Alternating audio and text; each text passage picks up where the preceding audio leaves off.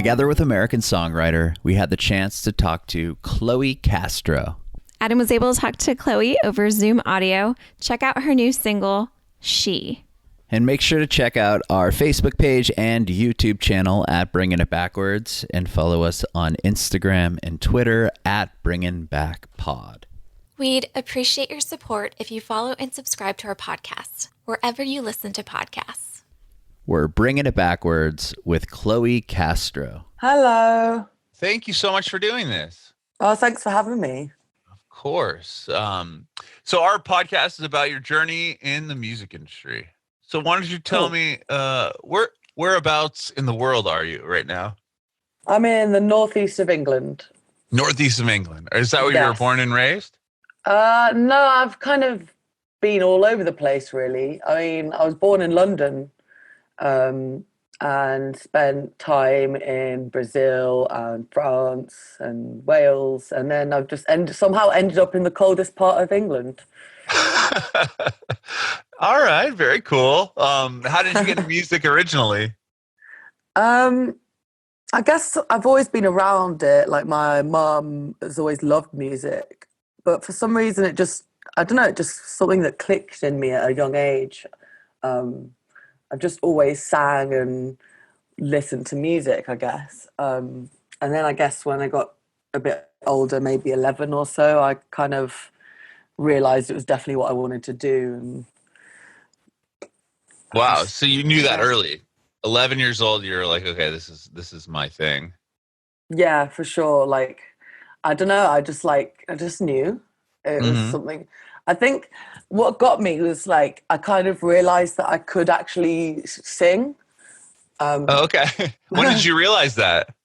Because I don't know, I sang to this lady who was my mum's friend, and she just cried, and like she told me how amazing I was and stuff, and maybe she was just telling me because I was an 11-year-old kid, but it kind of just, someone believed in me, and like, if I could have that effect on someone, what could I do if I kind of worked on it, you know? Sure, yeah. What was the first instrument you learned how to play, aside from singing? It was a guitar, but I didn't learn that till I was about 17. Oh, wow. So you were just singing. Were you like in choir and stuff, or?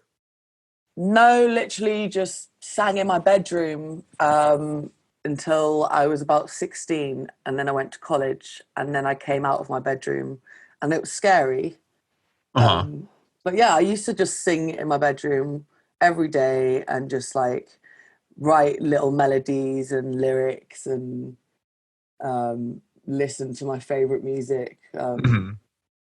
And then I decided to study music at college, and it kind of helped me come out of my shell a bit. And yeah, what were you studying at college? Just music theory, music, like what were you?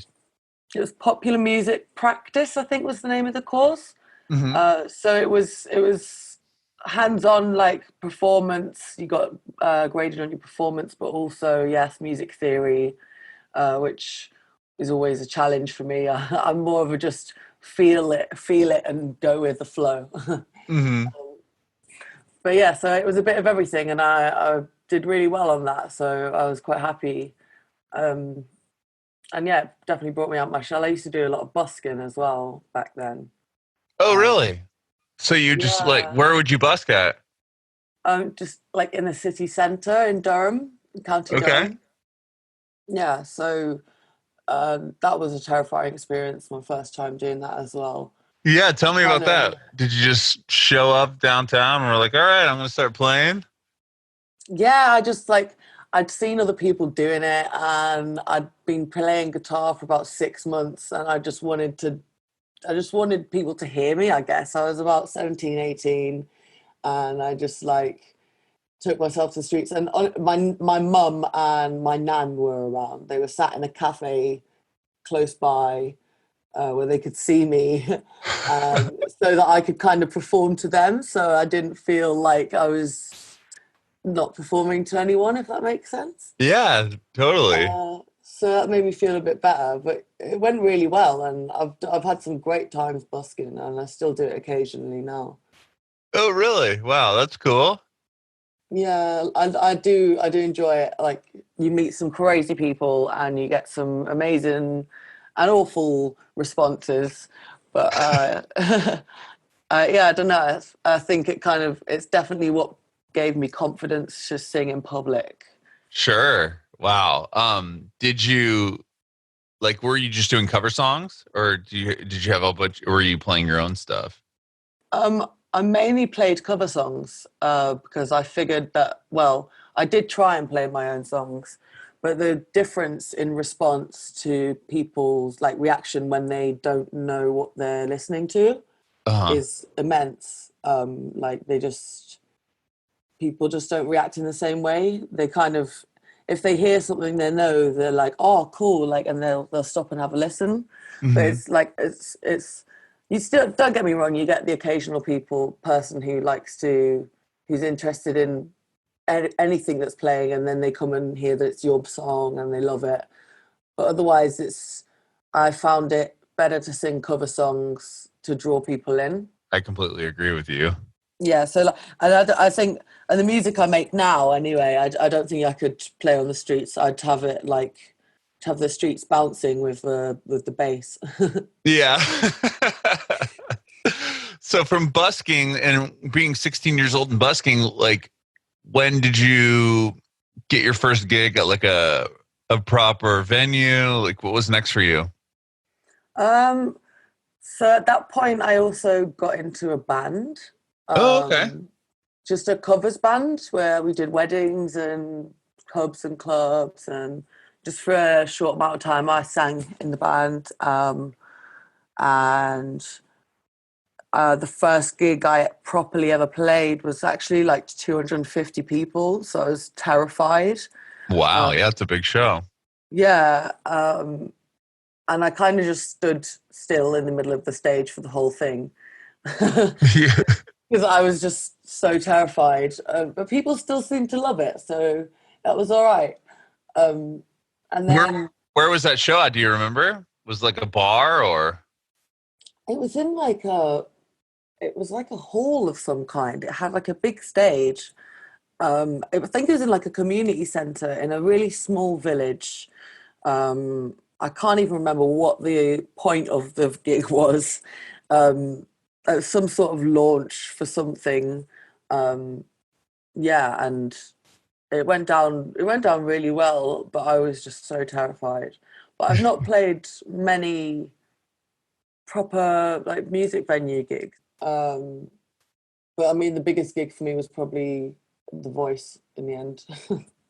Oh wow, you're on The Voice? I was, yeah, yeah. Tell me about that story. That's crazy.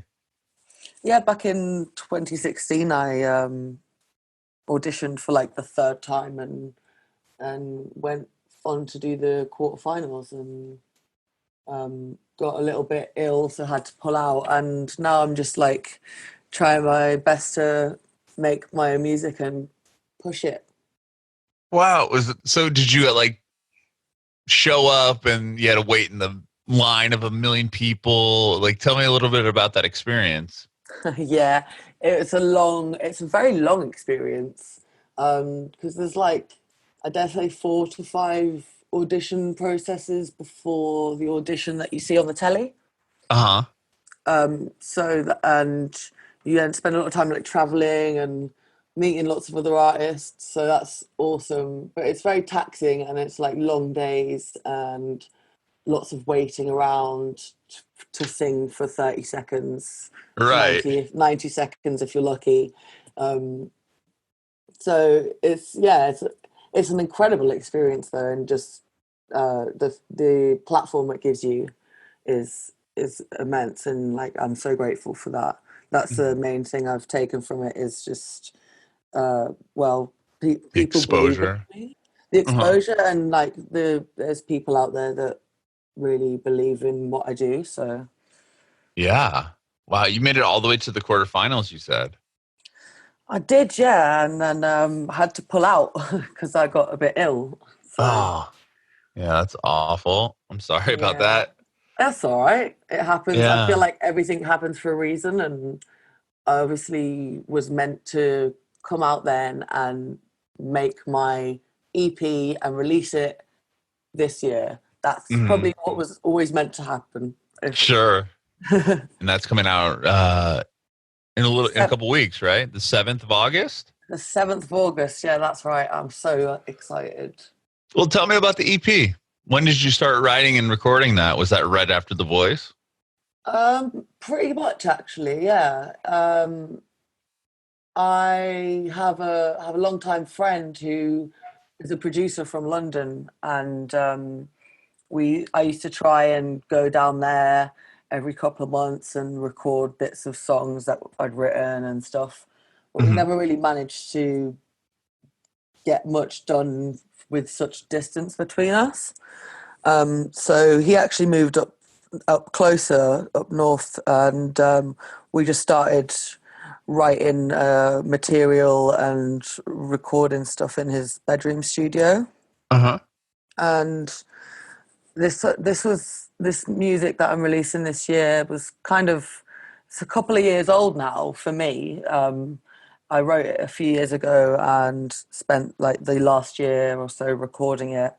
Like before that, I had a pretty much an EP's worth of material, but I feel like it's so old that I can't release it. So like I wrote like a bunch of like maybe 50 songs, which then I whittled down to the 5 that are on the EP. Wow. And Was it hard to, I mean, 50 songs narrowed down to 5? Like, was that difficult to do? literally, yeah, yes and no, because it's kind of like you when you know what's you kind of know what's good and what's not. And it's like it was hard when I got it down to like maybe 10 and then trying to figure out which one's definitely the best, because it's like down to opinion to some degree as well. Um, Yeah, no, definitely. And but then when would you know what's good. I hope I know anyway. so you got it's going to be 5 songs? 5 songs, yeah. Okay, the first one coming out. Why did you decide on She as the first single? Uh, that's a good question. I think it's like the most friendly and like it's a good way to introduce myself and the music I'm making now and the music I want to make. And I think it kind of represents the EP quite nicely, in like the sound. Hmm. I And think people will like it. I can't wait to hear it. Do you have any? Because this will be the first thing that you've ever released, right? Um, no, it's not. Oh, It's the third thing I've ever released, but it's to me it's like the first proper thing I'll be releasing, because I've kind of gone in a slightly different direction with my sound since my first 2 releases. So oh, okay. it's yeah. So like I love the first 2 singles that I released, but I hate them at the same time because I've just heard them so much, and like I feel like I've progressed a lot since then, so I'm kind of embarrassed by them because I feel like my both me and my producer have progressed a lot with our sound. Cool. You said you've had the songs done for a while. Were you planning on releasing them sooner, and then the whole pandemic happened, or it's always been the plan to put it out coming up in August?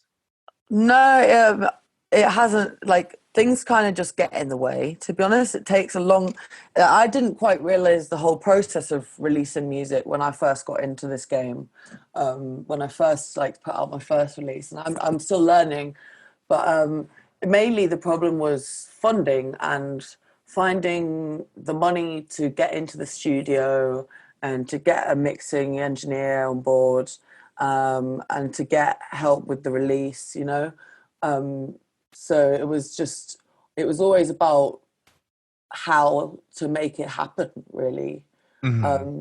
So I actually launched a Kickstarter campaign this year to get the last to get it all finished and get the last steps of the process all together. And I did really well. And that's pretty much why I'm able to do it now, because my fans helped me, and that's also amazing. That is awesome. That's really cool. Yeah, That it's amazing. Yeah. that must have been pretty, validating that your fans are like, "Hey, we really want to hear this record. We'll throw our money at it." Yeah, like I really was so scared putting up that campaign that just no one would care.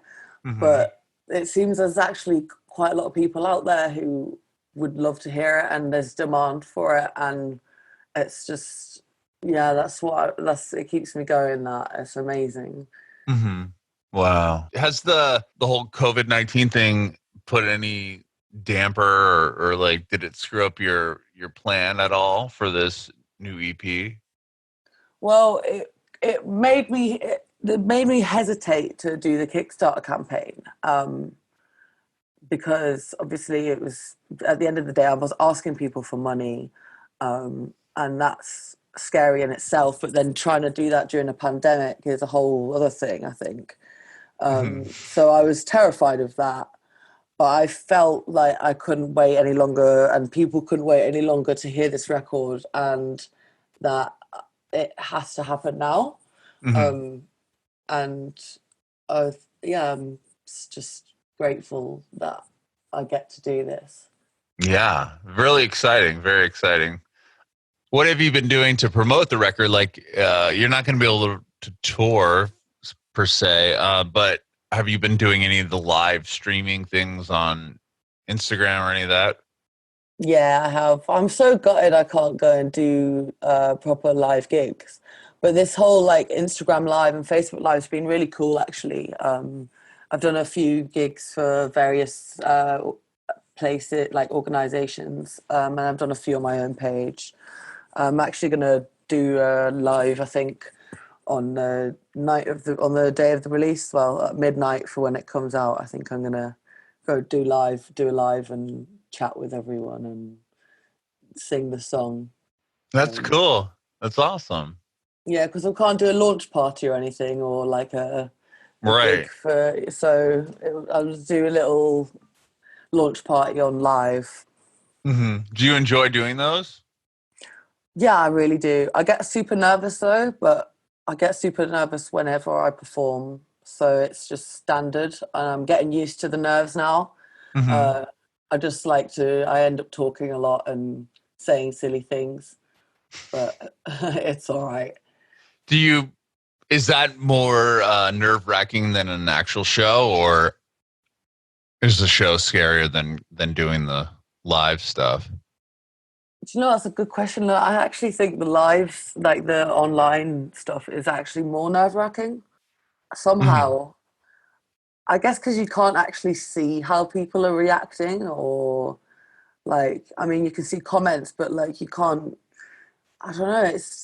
It's weird because although you're in the comfort of your own home, you can still feel that lots of people are watching you through Mm-hmm. that phone, and it's nerve-wracking because you don't know who they are necessarily, or how they're reacting. It's weird. Yeah, I know. I can't imagine that because, like you said, you're just playing to like your phone or your computer. You can't really Literally. Yeah, you can't really gauge anything as far as like, yeah, like you said, like are people enjoying this? Like you can't really play off the crowd, so to speak. Yeah, it's weird. Yeah, exactly. Like you can't. I mean, you can, because people do comment lovely things, and like, Mm-hmm. but also the comments come through really slowly. So you can be like replying to a comment that came through actually quite a while ago, um, and like Right. it's quite confusing. Yeah, because if you're playing, you can't monitor the comments, and then you got to go kind of go back Yeah. and read through them. Whole Wow. new it's a whole new skill going live online, I think. The Sure. whole audio setup as well, and just everything, trying to get nice audio through your phone and stuff. Mm-hmm. Yeah, was that a bit of? I'm sure that's a bit of a process trying to figure out the best way to do the live streams. And Yeah, I all got that. it. Took Well, me such a long time to work that out, but I got there. I got there in the end, and it turns out I just needed a cable to go that could actually go in. Well, I needed a mixing desk and a cable, and they mhm. can just plug it straight into my phone. Actually, so it's impressive. It's actually it's impressive what you could do with technology. I'm not very good with technology, you see. Yeah, it's insane. It really is like how as far as musicians and everybody has to just kind of adapt to what's going on, and now it's all just live streaming like wasn't really a thing, Yeah, 6 months ago. I mean, it was, but not to the extent of it is now. yeah, I know. I just think like it's impressive though, and like what would we do without it now? Because we'd all just be, we wouldn't be. I don't know. We wouldn't. It's a good way to connect, isn't it?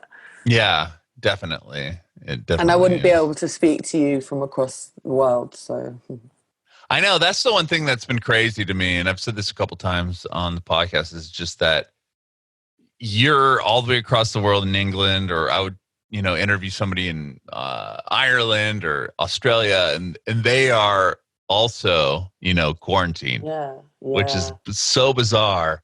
That that is the yeah, somebody yeah. fully across the world in a different country, different time, and and everybody's just doing the same things. Yeah, And it's not, we're all in the same boat. Yeah, yeah, it's wow. it's super. It's a bit brain mind-boggling. Hmm. The one benefit I see, I mean, it's not even a benefit, but it's kind of cool to see during those live streams and stuff. If you watch, like, some of your favorite artists, you'll see kind of where you have a little glimpse into their live and where they live and all Yeah, that yeah, stuff. Kind of see what they've got hanging in their wall or whatever. I think that's kind of cool. yeah, yeah. I don't know if that would be something that a lot of the artists would be willing to do if this wasn't going If on. they weren't forced to, basically. Right, yeah, like I don't know if Yeah, some of these people would want to show the inside of their house or do all that stuff, but it's just been yeah. an interesting ride. And wow, we'll we'll have to guess, we'll just see what happens from here. I mean, wow. I know. um Yeah, we were kind of like in a weird place right now as well. were you, like, when the pandemic happened, were you like just at home, like were you out, like, away from your home, or did you have to like travel back, like, or Luckily, I was at home, but I'd only just got back from visiting my family in Brazil. So I think I got back mid-February, early February, just before things really started to kick off. wow. Um, but I actually didn't hear about coronavirus until I was like traveling back from Brazil, I think, because I had just been in the middle of the forest in a hammock, kind of just isolated, just Hmm. living the dream. I love it there. Yeah, wow, that's cool. You said you moved around a lot. Is that your parents' work? Like, they're in Brazil now, and you said you were in Paris and England, and Yeah, it was mainly like my mum's work. I lived with my mum most of my life, but my dad's Brazilian. oh, okay. And so I visit, like, that side of the family lives there. My dad lives in London.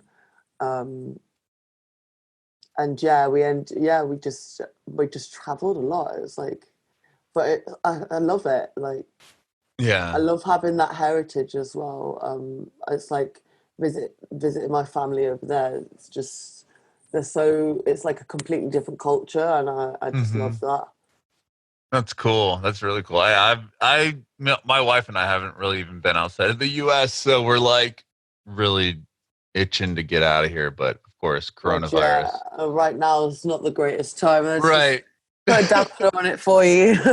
Yeah, Oh, we haven't done it yet, so oh, waiting a few months isn't going to matter. But yeah, you'll get there though.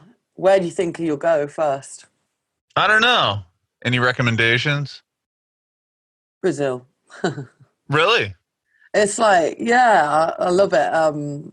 There's a little place called Trancoso in Bahia in Brazil, and it's just literally a paradise. Really? Beaches. Trancoso. Yeah, it's like a little village with like little lovely beaches and lovely restaurants, and it's just really nice. Oh wow! I just found it online. Beautiful. Is that where you Oh, were at? Or you? yeah, That's yeah, just wow. That's all. yeah. That yeah. That is really nice. It's Oh stunning. It's absolutely stunning, and I'm very lucky to have family out there. yeah. Wow. How cool. Mm. Awesome. So Well, yeah, that's my yeah, recommendation for you yeah. Thank you. Well, for Chloe, when you can. yeah, I know. Once coronavirus goes away, we'll have to take a look at that. That yeah, that looks really cool. Thank you for the recommendation. That's all good. And Um, thank you for having me. yeah, I have one more question for you. I want to know if you have any advice for aspiring artists. Well, I think the best advice probably is to never give up.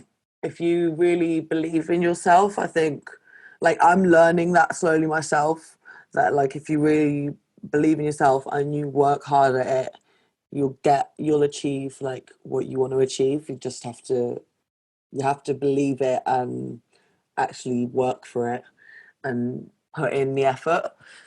And like I've learned that slowly, and yeah, I just say go for it,